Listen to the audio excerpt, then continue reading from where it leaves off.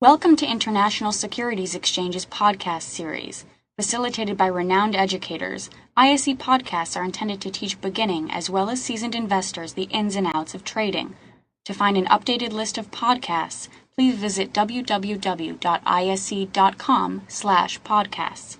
Welcome, everyone. This is Steve Meisinger, your host for today's ISE webinar. Today I'm pleased that we have Randy Frederick with us. Randy's going to be talking about hedging against currency fluctuations with FX options.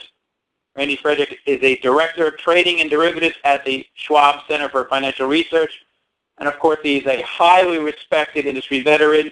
And he'll talk about hedging strategies, looking at the dollar relative to other currencies and what the alternatives that you could implement using options.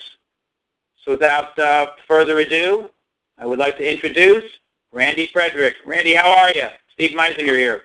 I'm great, Steve. Thanks so much. I appreciate you having me back. You're welcome. All right. Well, I guess we'll go ahead and get started right away. Thanks, everyone, for joining us. What I thought I would do today is talk about some of the strategies that I like, some of my favorite strategies for hedging. So let's go ahead and jump right in. Before we get started, I need to read a disclaimer. Options carry a certain amount of risk. If you're an investor, you know that everything you invest in involves a certain element of risk. And the risk involved in trading options are a little bit different than the types of risks that you encounter when you trade equities. There's a document that's called Characteristics and Risks of Standardized Options that you were probably provided if you've ever had an account approved for options trading at any broker.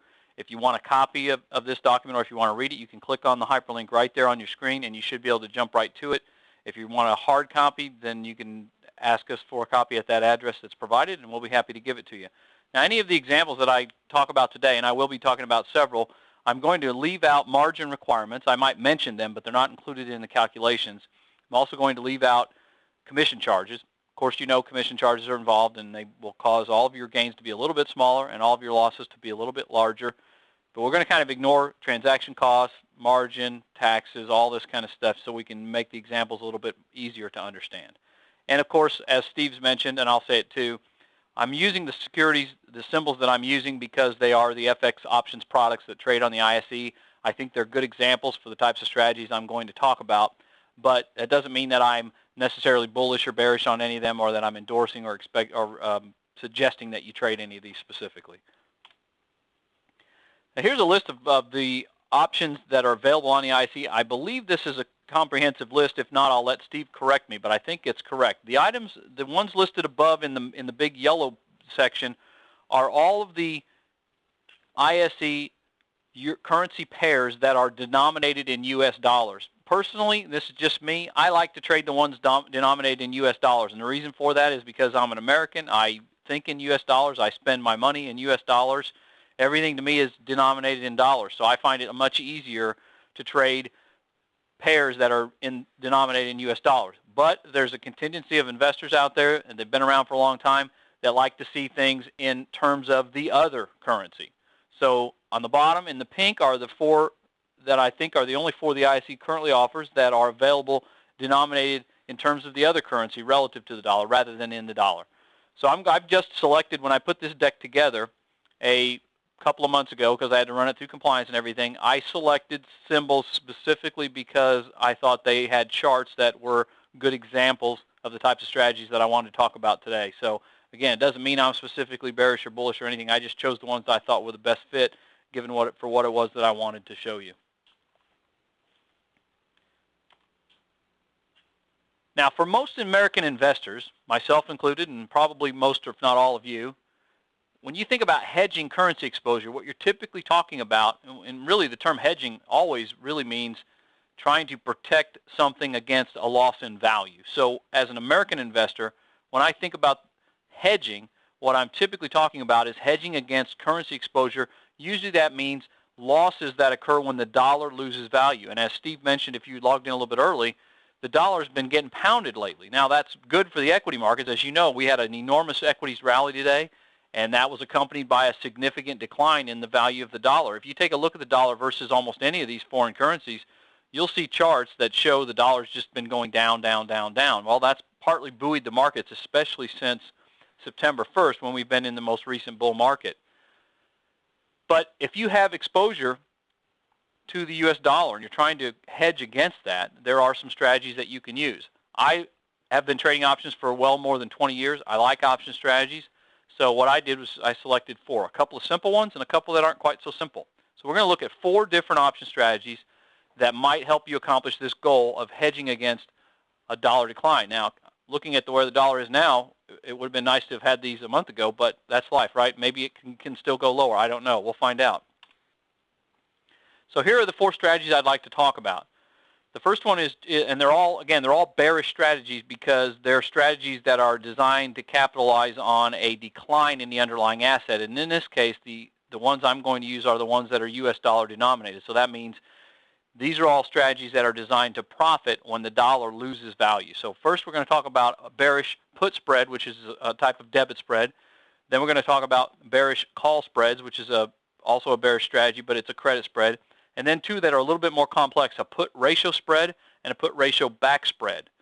Now each of these has specific applications, but they're all intended to be profitable in case the underlying asset, in this case the dollar, loses value. So we'll go through each one of these individually.